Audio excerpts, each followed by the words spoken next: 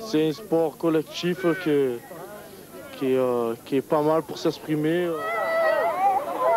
C'est pas bien dans sa tête, c'est un joueur qui ne s'exprime pas à 100%, donc il faut les mettre bien dans leur tête, les prévenir que la D2 c'est un combat, c'est comme est un match de championnat, mais c'est un match de championnat, enfin c'est des matchs de championnat où on joue souvent, donc on s'use mentalement et ça c'est pas facile à gérer.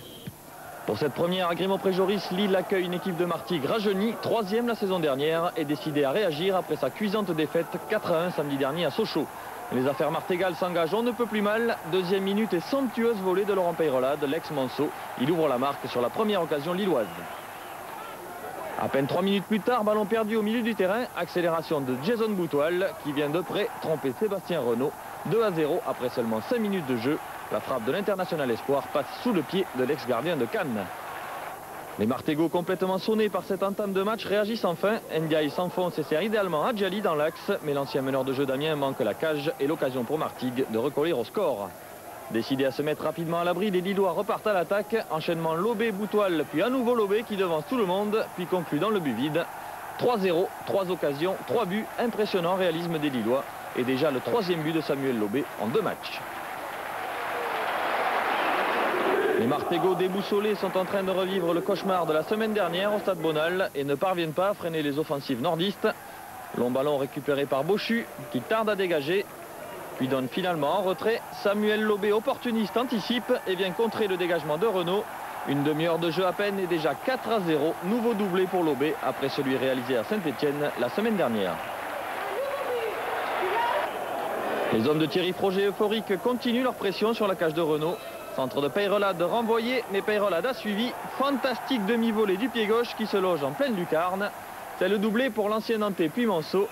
À la pause, les Martégots sont menés 5-0 et conscients de leurs lacunes. On fait le deuxième match qu'à Sochaux, hein. On fait les mêmes cadeaux, donc à partir de là, je crois qu'on ne peut rien faire, quoi. À partir de là, si on n'est pas rigoureux, sérieux dans notre marquage, on ne va pas aller loin. Donc je crois qu'il va vite falloir se remettre en question.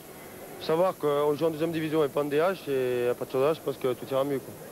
Les hommes de Patrick Parison reviennent sur la pelouse plus déterminés et soucieux de réduire un score bien sévère. Michael Serrault, entré quelques minutes plus tôt, vient tromper Jean-Marie Aubry. Jusque-là bien peu sollicité. On en est à 5-1 à la 58e minute. Mais les Martégots montrent toujours les mêmes carences défensives. Patrick Collot efface un adversaire puis accélère, s'enfonce sans être attaqué. Il croise tranquillement sa frappe du pied gauche pour le 6-1. Un ballon qui passe sous le ventre d'un Sébastien Renaud pas très à son aise dans cette partie. Malgré le score, les Provençaux ne cherchent pas à fermer le jeu et se procurent quelques occasions dans une défense lilloise relâchée. Percée de Ndiaye, relayée par Adjali, mais sa frappe en pivot passe de peu au-dessus. 80e minute à présent, Martigues à nouveau à l'attaque.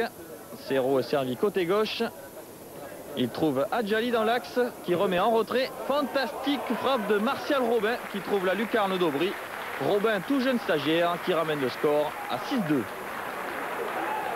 Robin décidément très en vue depuis son entrée en jeu en deuxième période. On le retrouve 2 minutes plus tard. Centre en retrait vers Michael Serrault en déviation. Ça revient vers l'attaquant prêté par le TFC qui retrouve Robin. Centre de Serrault et somptueuse volée d'Adjali. Son premier but cette saison. Il en avait inscrit 13 la saison passée. Avec Amiens, on en est donc à 6-3.